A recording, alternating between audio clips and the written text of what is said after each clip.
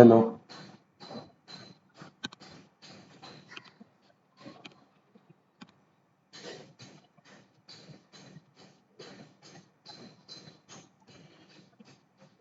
तो आज हम pathology related to infectious disease के बारे में पढ़ेंगे, यानी कि पैथोलॉजी ऑफ इन्फेक्शियस डिजीज।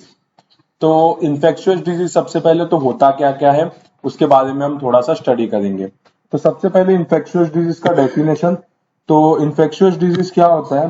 तो it is defined as an illness due to the pathogen or the toxic product which arises through the transmission of from an infected person, infected host or contaminated inanimate object to the susceptible host। कोई भी बीमारी जो होता है अगर एक person से दूसरे पर्सन में स्प्रेड हो तो हम उसे क्या कहेंगे? इन्फेक्शियस डिजीज कहेंगे। अभी वो स्प्रेड होने का काम जो होता है उसमें स्प्रेड क्या किया जाता है? तो ऑर्गेनिजम्स जो होते हैं, जो पैथोजेंस होते हैं या जो टॉक्सिक प्रोडक्ट होते हैं, वो एक पर्सन से दूसरे पर्सन में ट्रांसफर किया जाता है। लेकिन वो ट्रांसमिशन कैसा होता है? तो ट्रांसमिशन इन्फेक्टेड पर्सन से इन नॉन इन्फेक्टेड पर्सन में होगा, यानी कि एक पर्सन इन्फेक्टेड है उसमें से पैथोजन नॉन इन्फेक्टेड पर्सन में ट्रांसमिट होगा, या फिर एक पर्सन है जिसको इन्फेक्ट नहीं हुआ है लेकिन वो कैरियर है, वो एज ए कैरी कर रहा है पैथोजन को, तो वो भी ट्रांसमिट कर सकता है। और तीसरा होता है इनएनिमेट ऑब्जेक्ट। कोई भी ऑब्जेक्ट होता है जैसे क्लोथ, यूटेंसिल्स, जहां पे पैथोजेंस काफी ज्यादा अमाउंट में पाए जाते हैं, उससे भी जो बीमारी है वो स्प्रेड होता है, या फिर जो पैथोजेंस है वो स्प्रेड होता है। तो जब भी कोई भी बीमारी एक आदमी से दूसरे आदमी में स्प्रेड हो सकता है तो उसे हम कहेंगे इन्फेक्शियस डिजीज। वो ट्रांसमिशन किसी भी तरीके से हो सकता है, या फिर इन्फेक्टेड पर्सन से, इन्फेक्टेड होस्ट से, या फिर कंटामिनेटेड इनएनिमेट ऑब्जेक्ट से ससेप्टिबल होस्ट को अगर ट्रांसमिशन होता है तो हम उसे कहेंगे इन्फेक्शियस डिजीज।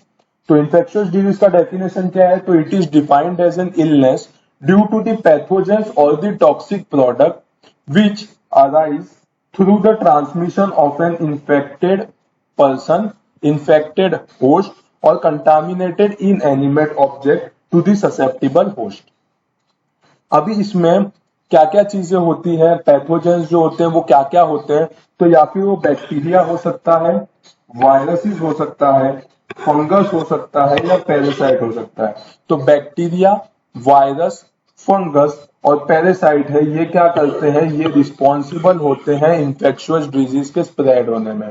तो ये जो पैथोजेंस होते हैं, ये पैथोजेंस कौन से होते हैं? तो ये पैथोजेंस होते हैं बैक्टीरिया, वायरस, फंगस या फिर पैरासाइट। जैसे कि अगर हम एग्जाम्पल में देखेंगे तो एग्जाम्पल में आएगा ट्यूबरक्यूलोसिस, जिसे हम टीबी कहते हैं। दूसरा मलेरिया, जो कि पैरासाइट से स्प्रेड होता है। Leprosy, typhoid fever, cholera, pertussis, pneumonia, ये किसी ना किसी ऑर्गेनिज्म से स्प्रेड किया जाता है, जो कि ट्रांसमिट होता है एक पर्सन से दूसरे पर्सन। या फिर ये डायरेक्टली होता है, या फिर इन्फेक्टेड होस्ट के थ्रू होता है, या फिर इनएनिमेट ऑब्जेक्ट के थ्रू होता है। तो इसे हम कहते हैं इन्फेक्शियस डिजीज। अभी इन्फेक्शियस डिजीज का के बारे में अगर हम सेंसिस में पढ़ेंगे तो हमें पता चलेगा कि कॉज ऑफ डेथ पूरे वर्ल्ड में सबसे ज्यादा अगर लोग मरते हैं तो इन्फेक्शियस डिजीज से मरते हैं। तो इन्फेक्शियस डिजीज जो है, infection rank high in the cause of death all over the world. पूरे वर्ल्ड में सबसे ज्यादा लोगों की डेथ होती है तो वो होता है इन्फेक्शियस डिजीज की वजह से। इसके आगे हम देखेंगे कि रीजंस क्या क्या है। तो रीजंस क्या क्या है? तो इसमें रीजंस में सबसे पहला और सबसे बेसिक आता है development of newer and antibiotic resistance strain. तो जैसे कि हमें पता है कि जो पैथोजेंस होते हैं उनको किल करने के लिए, कभी भी बैक्टीरिया को किल करने के लिए एंटीबैक्टीरियल, वायरस को किल करने के लिए एंटीवायरल, ये सब चीज हम यूज करते हैं। लेकिन बार बार यूज करने की वजह से क्या होता है, हमारे बॉडी में वो पैथोजेंस के लिए वो एंटीबायोटिक जो होते हैं वो रेजिस्टेंट हो जाते हैं। वो आगे अगर उस बैक्टीरिया से इंफेक्शन होता है तो वो एंटीबायोटिक काम नहीं करता। तो अगर हम फ्रीक्वेंटली यूज करते हैं किसी एंटीबायोटिक को, हम फ्रीक्वेंटली यूज करते हैं तो वो ऑर्गेनिज्म को वो एंटीबायोटिक का रेजिस्टेंस हो जाता है। उसके बाद कितना भी एंटीबायोटिक आप दे दोगे तो भी बॉडी जो है वो पैथोजेंस को किल नहीं कर पाता। तो development of newer and antibiotic resistance strain, एक ऐसा स्ट्रेन डेवलप होता है जो कि रेजिस्टेंट होता है कई सारे एंटीबायोटिक्स को। इसका सबसे बेस्ट एग्जांपल है MRSA, यानी कि methicillin resistant staphylococcus aureus. Methicillin resistant staphylococcus aureus ये सबसे बेस्ट एग्जांपल है। इसके लिए कहा जाता है कि जो भी एंटीबायोटिक हम यूज करते हैं वो काफी प्रिकॉशन से यूज करना चाहिए, अननेसेसरीली एंटीबायोटिक का यूज नहीं करना चाहिए। तो अगर हम एंटीबायोटिक का यूज ऐसे ही करेंगे और अगर एंटीबायोटिक रेजिस्टेंस स्ट्रेन डेवलप हो जाएगा तो उसके वजह से भी क्या होगा कि एंटीबायोटिक काम नहीं करेंगे और जो पैथोजेंस है वो काफी जल्दी से ग्रो हो जाएंगे। दूसरा है administration of immunosuppressive therapy to the patient of malignant tumour and transplant. कुछ मेडिकेशंस होते हैं, कुछ स्टीरॉइड होते हैं जो इम्यूनिटी को सप्रेस करते हैं। तो अगर ऑटो इम्यून डिजीज होता है हमें तो क्या करते हैं हम कि इम्यूनोसप्रेशन थेरेपी देते हैं। तो इम्यूनोसप्रेशन थेरेपी देने की वजह से क्या होता है, हमारा इम्यूनिटी और भी कम हो जाता है। इम्यूनिटी कम होने की वजह से जो पैथोजेंस होते हैं, जो वायरसेस होते हैं, जो बैक्टीरिया होते हैं वो काफी रैपिडली स्प्रेड होते हैं। मोस्ट प्रोबेबली ये किसमें देखने मिलता है, तो ये देखने मिलता है कैंसर पेशेंट में, मैलिग्नेंट पेशेंट में या फिर ट्रांसप्लांट के पेशेंट में। किसी का लिवर ट्रांसप्लांट हुआ है, किडनी ट्रांसप्लांट हुआ है तो हम उसे इम्यूनोसप्रेसिव थेरेपी पे रखते हैं और उसके वजह से क्या होता है, उसकी वजह से इम्यूनिटी कम हो जाता है और पेशेंट में काफी सारे बीमारी हमें देखने को मिलता है। तो सब दूसरा है एडमिनिस्ट्रेशन ऑफ इम्यूनोसप्रेसिव थेरेपी। तीसरा है हॉस्पिटल एक्वायर्ड इन्फेक्शन। हॉस्पिटल में रहने की वजह से इन्फेक्शन स्प्रेड होता है, एक पेशेंट का दूसरे पेशेंट को, दूसरे का पहले पेशेंट को, इस तरह से हॉस्पिटल एक्वायर्ड इन्फेक्शन हमें देखने को मिलता है। और चौथा है एड्स कॉज्ड बाय HIV। तो ये सबसे कॉमन है। HIV जो होता है वो भी स्प्रेड होता है, तो ये भी एक रीजन है इन्फेक्शियस डिजीज के स्प्रेड होने का, जो सेक्सुअली कॉन्टैक्ट से स्प्रेड किया जाता है। तो रीजन क्या है इन्फेक्शन बढ़ने का, तो सबसे पहला development of newer and antibiotic resistance strain, दूसरा एडमिनिस्ट्रेशन ऑफ इम्यूनोसप्रेसिव थेरेपी, तीसरा होता है हॉस्पिटल एक्वायर्ड इन्फेक्शन और चौथा है एड्स कॉज्ड बाय HIV। इसके बाद हम देखेंगे chain in the transmission of the infectious disease. क्या देखेंगे, chain in transmission of infectious disease. तो सबसे पहला आता है रिजर्वॉयर ऑफ पैथोजन।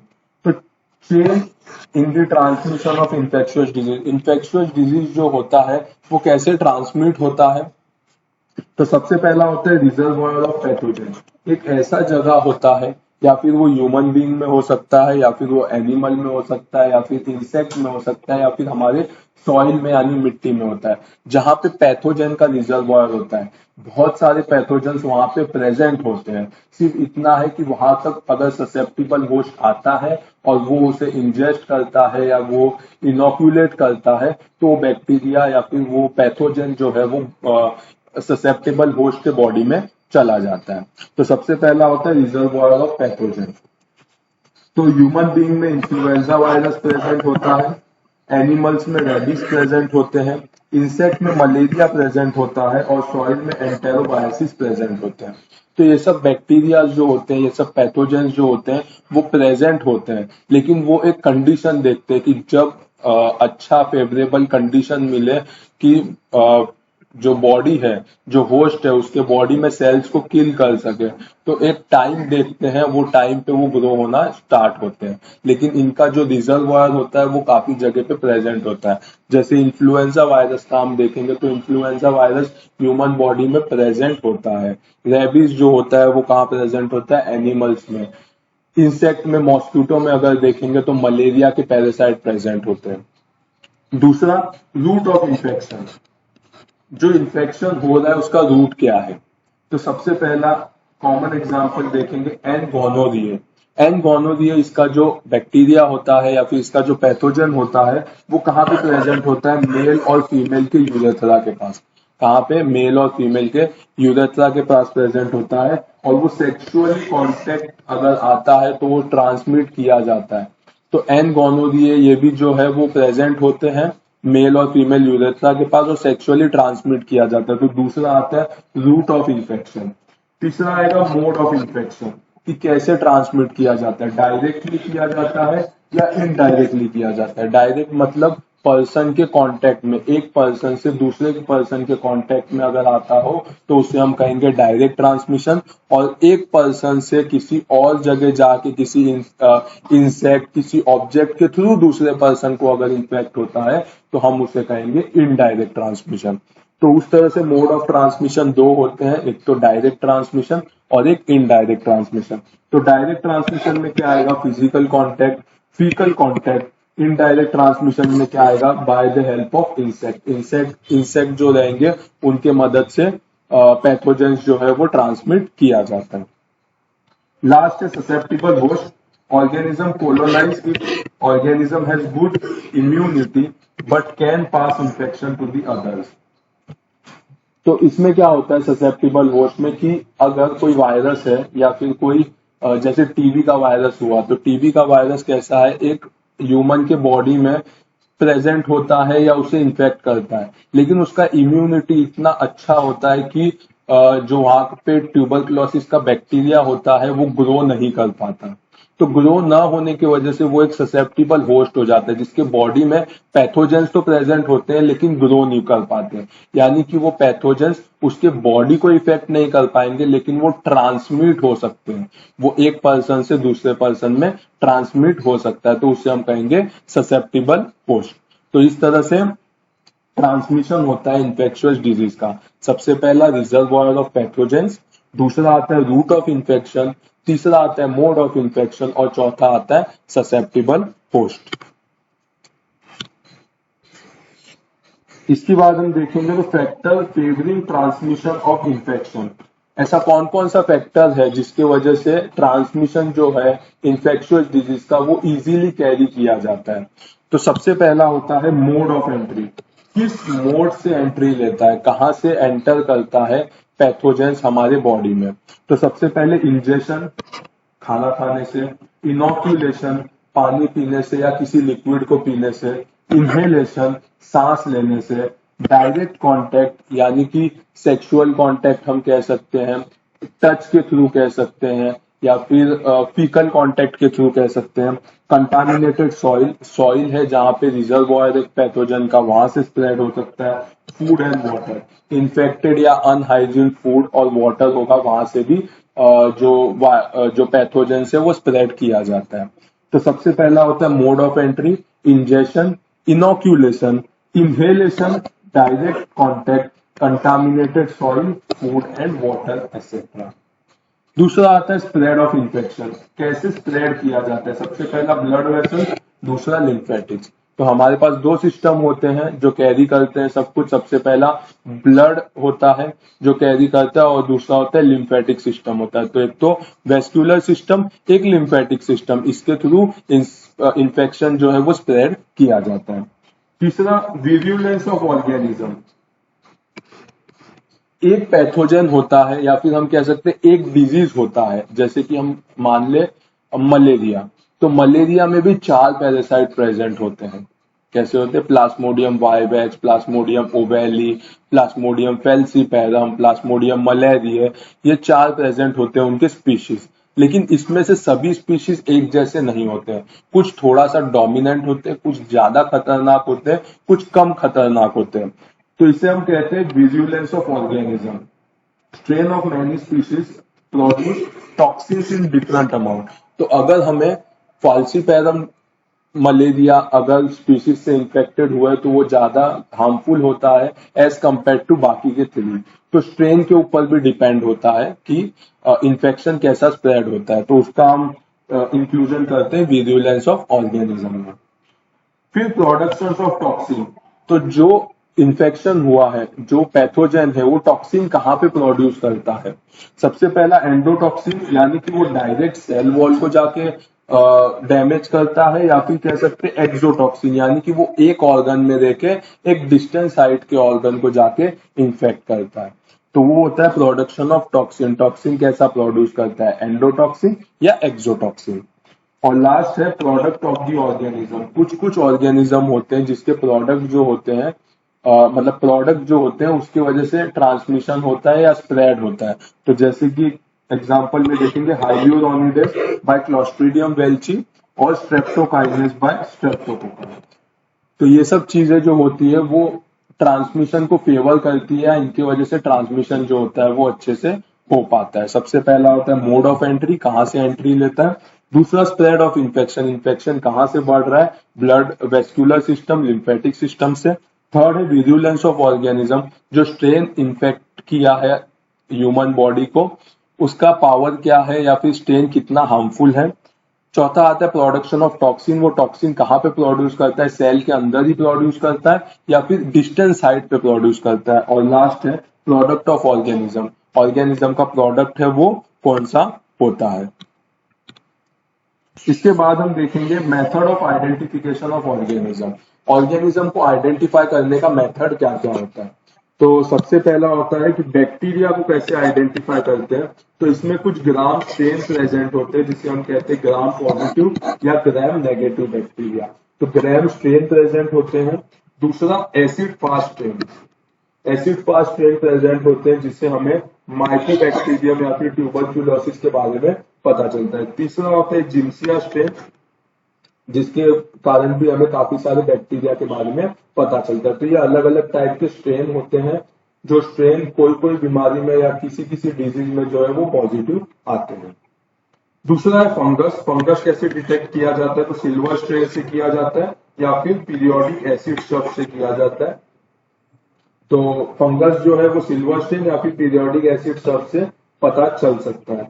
इसके बाद पैरासाइट में अगर हम देखेंगे तो जिम्सिया स्ट्रेन जो होता है उससे मलेरिया या फिर लीशमैनिया के बारे में पता चलता है, और सिल्वर स्ट्रेन जो होते हैं उससे न्यूमोसिस्टाइटिस के बारे में पता चलता है। और अगर हम होल एंड सोल देखेंगे हर वायरस के बारे में, अगर हम होल एंड सोल देखेंगे हर इससे वायरस या फिर पैथोजेंस के बारे में, तो कल्चर के थ्रू हमें पता चलता है। कहाँ से भी अगर हम पर्स या फिर किसी चीज का बॉडी सैंपल ले लेते हैं, उसमें अगर थोड़ा सा अमाउंट में अगर पैथोजेंस प्रेजेंट होता है तो किसी कल्चर पे इसे ग्रो किया जाता है, उसके बाद उसे अंडर माइक्रोस्कोप स्टडी किया जाता है, तो उसे हम कहते हैं कल्चर। दूसरा डीएनए पॉलीमरेज, तो डीएनए की मदद से भी हम स्टडी कर सकते हैं कि जो इन्फेक्शन किया है वो कौन सा ऑर्गेनिज्म है। और तीसरा है पॉलीमरेज चेन रिएक्शन, जिसे हम कहते हैं पीसीआर। काफी ज्यादा यूजफुल होता है, काफी महंगा टेस्ट होता है। इसमें अगर बहुत ही माइन्यूट अमाउंट में कोई बैक्टीरिया प्रेजेंट होता है तो उसे ग्रो किया जाता है और उसका स्टडी किया जाता है। तो इस तरीके से हम काफी सारे पैथोजेंस के बारे में स्टडी कर सकते हैं। अभी हम देखेंगे कुछ डिजीज के बारे में और उसके कुछ पॉजिटिव एजेंट, यानी कि कुछ डिजीज और उसमें उसको स्प्रेड करने वाले कुछ पैथोजेंस के बारे में। तो सबसे पहला है टाइफॉइड। तो टाइफॉइड फीवर स्प्रेड किया जाता है साल्मोनेला टाइफी नाम के पैथोजेन से। तो टाइफॉइड फीवर आएगा साल्मोनेला टाइफी। दूसरा आएगा प्लेग, स्प्रेड किया जाता है येल्सिनिया पेस्टिस से। Whooping cough, bordetella pertussis, chancroid, haemophilus ducreyi, gonorrhoea, neisseria gonorrhoeae, cholera, vibrio cholerae, diphtheria, corynebacterium diphtheriae, lobar pneumonia spread किया जाता है streptococcus pneumoniae, staphylococcus aureus and klebsiella pneumoniae. इन पैथोजेन से spread किया जाता है। इसके बाद आएगा gas gangrene, clostridium perfringens, tetanus, clostridium tetani, clostridial food poisoning, clostridium पर्फ्यूजेंस, tuberculosis, mycobacterium tuberculosis. उसके बाद आएगा लेप्रेसी, माइकोबैक्टीरियम लेप्रे और सिफेलिसिस, ट्रेपोनीमा पैलेडियम। तो इस सब चीजों से जो है इन सब पैथोजेन से क्या होता है, ये बीमारी स्प्रेड किया जाता है। तो एक बार फिर से देख लेंगे, typhoid fever salmonella typhi, plague yersinia pestis, whooping cough bordetella pertussis, chancroid haemophilus ducreyi, gonorrhoea, neisseria gonorrhoeae, cholera, vibrio cholerae, diphtheria, corynebacterium diphtheriae, lobar pneumonia, streptococcus pneumoniae, staphylococcus aureus, klebsiella pneumoniae, gas gangrene, clostridium perfringens, tetanus, clostridium tetani, clostridium food poisoning, clostridium perfringens, tuberculosis, mycobacterium tuberculosis, leprosy, mycobacterium leprae, और syphilis, Treponema palladium. तो इस सब pathogen से ये सब disease जो है वो स्प्रेड किया जाता है। इसके बाद हम एक टॉपिक या फिर एक डिजीज के बारे में देखेंगे, काफी इंपॉर्टेंट टॉपिक है, जिसे हम कहते हैं प्लेग। तो जैसे कि हमने काफी बार मूवीज में या बहुत सारी जगहों पे देखा है, प्लेग की साथ आई है या फिर हम कह सकते हैं प्लेग फैला हुआ है। प्लेग से काफी सारे लोगों का डेथ होता है। प्लेग एक बहुत ही खतरनाक इंफेक्शियस डिजीज है। हमारी हिस्ट्री में काफी बार ऐसा हो चुका है कि प्लेग जो है वो फैल चुका है।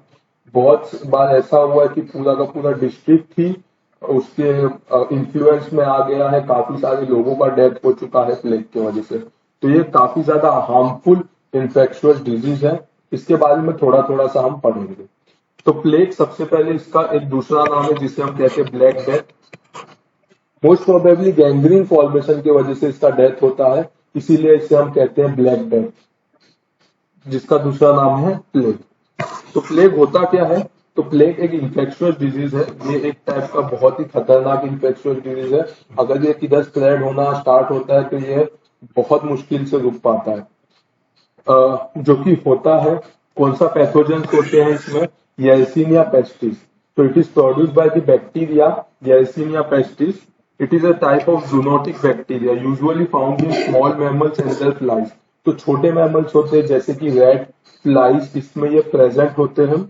It is transmitted between the animal through the flies. तो रैट होते हैं, फ्लाइज होते हैं, इसके मदद से ये ट्रांसमिट किया जाता है। तो प्लेग क्या है? It is an infectious disease caused by the bacteria Yersinia pestis। Yersinia pestis नाम के बैक्टीरिया से स्प्रेड किया जाता है, जो कि मिलता है मोस्ट प्रोबेबली छोटे मैमल्स में, जैसे कि रैट हुआ, माइस हुआ, फ्लाइज हुए, इनमें प्रेजेंट होते हैं, जो कि ट्रांसमिट किया जाता है एनिमल्स में। इन्हीं के थ्रू ट्रांसमिट किया जाता है। ह्यूमन बींग कैसे इन्फेक्ट होते हैं? तो ह्यूमन बींग इन्फेक्ट होते हैं by the bite of the infected vector fly. जो फ्लाइज होते हैं उनके काटने से ये प्लेग जो है वो स्प्रेड होता है। दूसरा, unprotected contact with the infectious body fluid और द कंटामिनेटेड मटेरियल। किसी एक ह्यूमन बीइंग को अगर प्लेग हुआ है तो उसका बेडशीट, उसका क्लोथ, उसका यूटेंसिल्स सब कुछ अलग रखा जाता है। कोई अगर पर्सन बेयर हैंडेड उसके कांटेक्ट में आता है तो उसे भी इन्फेक्शन होने का चांसेस होता है। तो ये स्प्रेड होता है अनप्रोटेक्टेड कॉन्टेक्ट से। तीसरा, inhalation of the respiratory droplet. तो अगर पेशेंट के सामने है, मास्क नहीं पहना है और उसका ड्रॉपलेट अगर हमने इनहेल किया, जो कि बहुत टाइनी ड्रॉपलेट्स होते हैं, तो इससे भी स्प्रेड होता है। मोस्ट प्रोबेबली न्यूमोनिक प्लेग जो होते हैं वो इनहेलेशन से या फिर रेस्पिरेटरी ड्रॉपलेट से स्प्रेड किया जाता है। तो ह्यूमन बींग कैसे इन्फेक्ट होते हैं? सबसे पहले इन्फेक्टेड कोई भी वेक्टर होगा, फ्लाइज होगा, रैट, माइस होगा, इनके काटने से होता है। दूसरा, अनप्रोटेक्टेड कॉन्टेक्ट से होता है, यानी कि बेडशीट, यूटेंसिल्स, क्लोथ, ये सब यूज करने की वजह से होगा। तीसरा, inhalation of respiratory droplets. Most probably pneumonic plague में ये देखने को मिलता है। अगर अभी भी हम सेंसस देखेंगे तो 1000 से 3000 केसेस हमें एनुअली देखने मिलते हैं प्लेग के। प्लेग के केसेस 1000 से 3000 annually all over the world में, मतलब 1000 से 3000 तक के केसेस हमें देखने को मिलते हैं पूरी दुनिया में।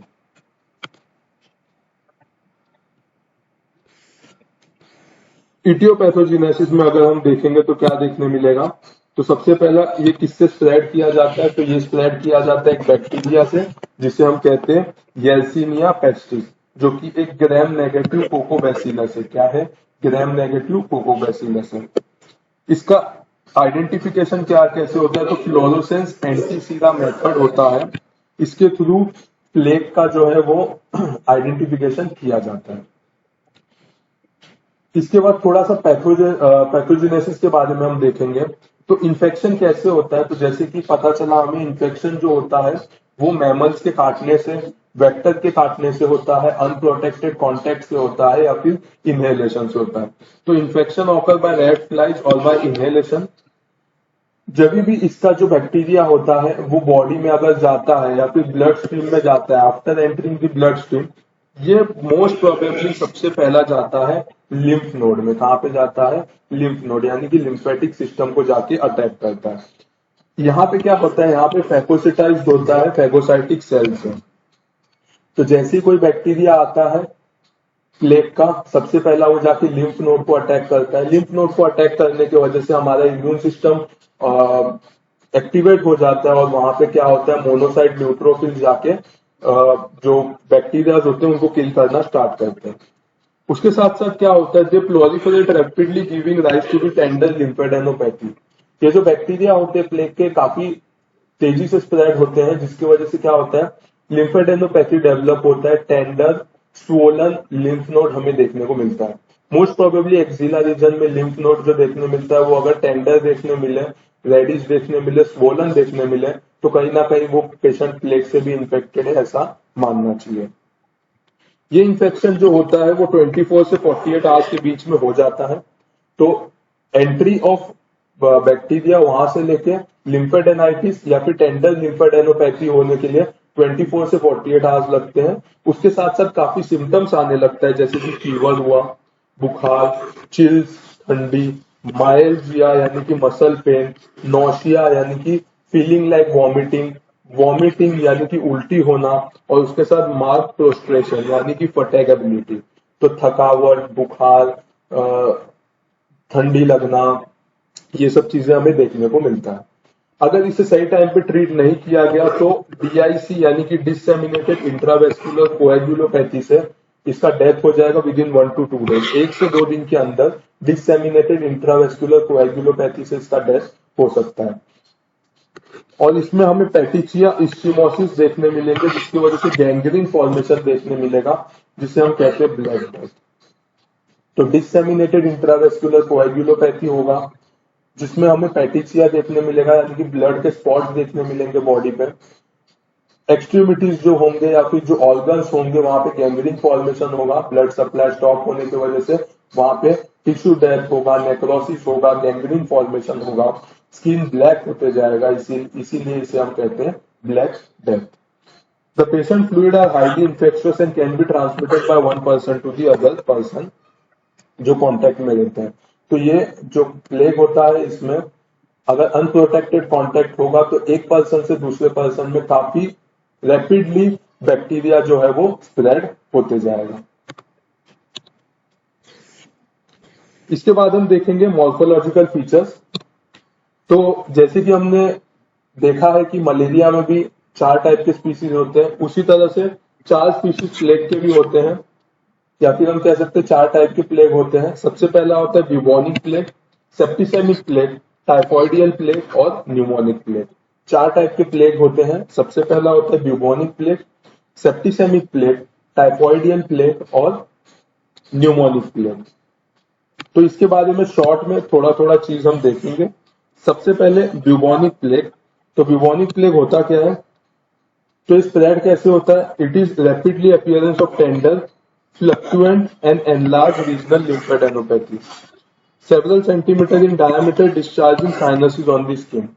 ब्यूबोनिक प्लेग अगर स्प्रेड होता है तो इसमें क्या देखने मिलता है, इसमें टेंडर लिम्फेडेनोपैथी या फिर लिम्फ नोड स्वलन देखने मिलता है, जिसका डायमीटर फ्यू सेंटीमीटर्स तक हो सकता है।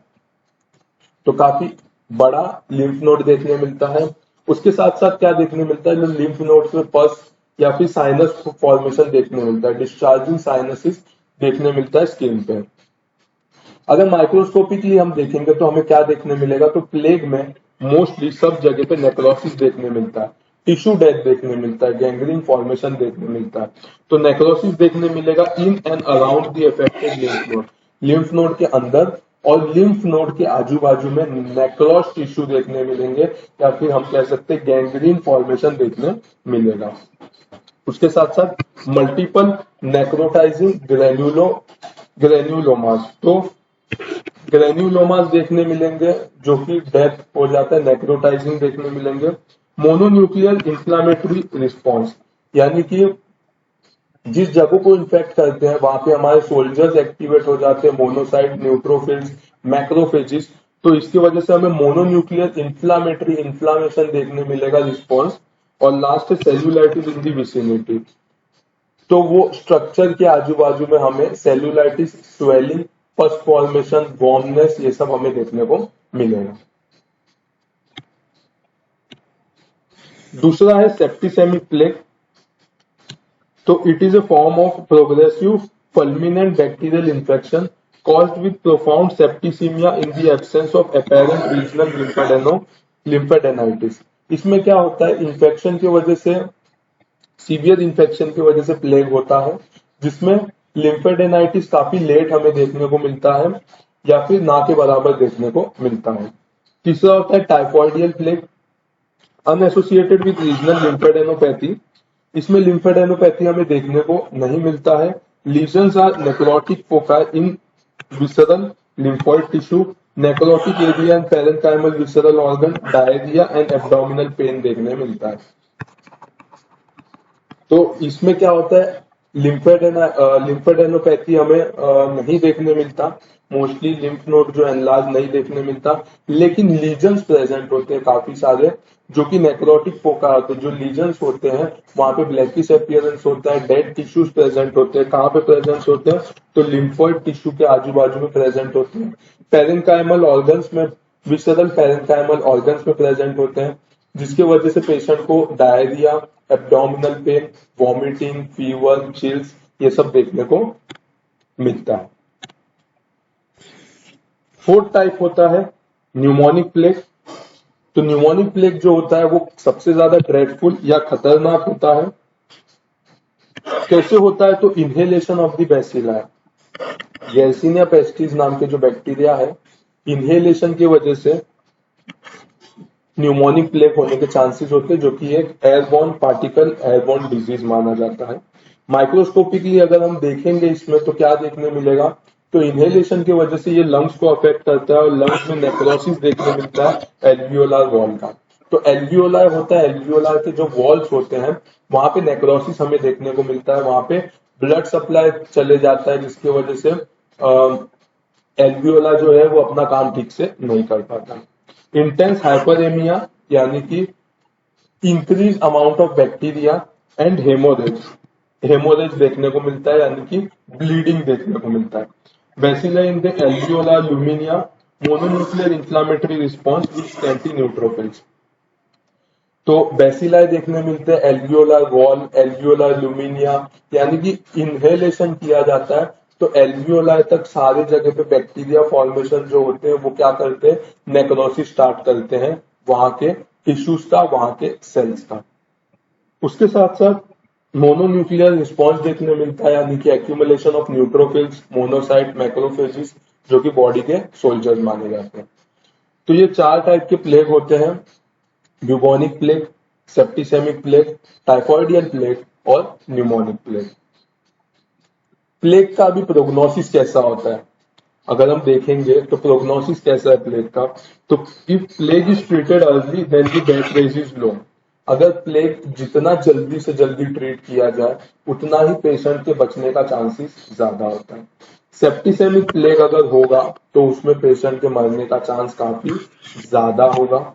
और अगर न्यूमोनिक प्लेग होता है पेशेंट को तो 100% डेथ होना ही है, उसको किसी भी तरह के ट्रीटमेंट से कुछ फर्क नहीं पड़ेगा। लेकिन अगर उसके बदले न्यूमोनिक प्लेग या ऐसा प्लेग होता है जिससे जल्दी रिकॉग्नाइज किया गया हो, सफिशिएंट अमाउंट में एंटीबायोटिक दे पेशेंट को, अगर दूसरा कोई कॉम्प्लिकेशंस ना हो तो पेशेंट के बचने के चांसेस काफी ज्यादा होते हैं। लेकिन अगर न्यूमोनिक प्लेग से इम्पैक्ट हुआ है तो 100% पेशेंट का डेथ होता है। तो यानी कि इसमें प्रोग्नोसिस जो होता है वो काफी ज्यादा पुअर होता है।